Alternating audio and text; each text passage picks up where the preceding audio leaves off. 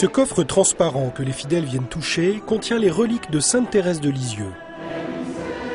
Si saint Pidis l'a considérée comme la plus grande sainte des temps modernes, beaucoup ici préfèrent l'appeler la petite Thérèse. Plus que de l'admiration, c'est une véritable amitié que suscite dans le monde entier cette jeune Normande morte à 24 ans dans l'anonymat de son Carmel il y a plus de 100 ans. Thérèse Martin, née à Alençon en 1873 dans une famille pieuse, entra au Carmel à l'âge de 15 ans. Elle y restera 8 ans avant de mourir de la tuberculose en 1897. Son génie spirituel sera découvert quelques années plus tard dans ses écrits, parus sous le titre de l'Histoire d'une âme. Ce livre, traduit en plus de 60 langues, va bouleverser des millions de lecteurs qui y découvrent une amie. À Paris, à la chapelle Sainte-Thérèse, où des semaines thérésiennes sont organisées tous les ans, des fidèles témoignent. Son histoire me touche. Moi, je suis jeune convertie, jeune baptisée. Donc ça m'a aidé à faire un chemin aussi vers Dieu.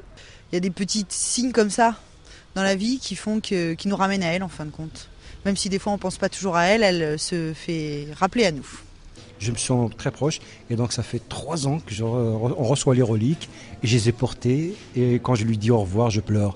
Sainte Thérèse m'accompagne depuis très longtemps déjà. C'est celle qui m'a reconduit, on va dire, sur le chemin de la foi. Thérèse pourtant n'a rien accompli d'extraordinaire. Au contraire, la petite voie qu'elle a tracée est un chemin de sainteté pour les petits et les humbles, tout empreint d'une confiance amoureuse envers le Christ. Elle qui a eu une vie sans histoire apparente, elle qui est passée comme un éclair, eh bien, elle nous a montré que dans les petits riens de notre journée, nous pouvons en faire quelque chose de merveilleux en y mettant simplement la pincée de l'amour. Mais c'est tout un exploit de pouvoir le vivre au jour le jour. La petite voie, c'est un chemin de confiance, c'est accepter de tomber, mais apprendre à se relever, et tel qu'on est simplement, et voilà. Elle a une audace qu'on n'a pas toujours, nous les chrétiens, comme elle parle au Seigneur, comme un intime, enfin, c'est extraordinaire. Elle nous donne des leçons de communication avec le Seigneur. Cette petite voix qui nous donne l'occasion d'écouter davantage le Seigneur. Et moins s'écouter, et du coup, on se trouve beau, très beau, parce que Dieu nous resplendit, voilà, à travers notre pauvreté. L'Église ne s'y est pas trompée et reconnut dans l'enseignement spirituel de Thérèse une portée universelle en la proclamant docteur de l'Église en 1997.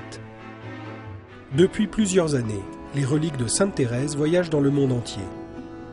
Elle qui, dans la cellule de son Carmel, rêvait de parcourir le monde pour annoncer le Christ, accomplit aujourd'hui son désir, attirant à chaque fois des foules de fidèles.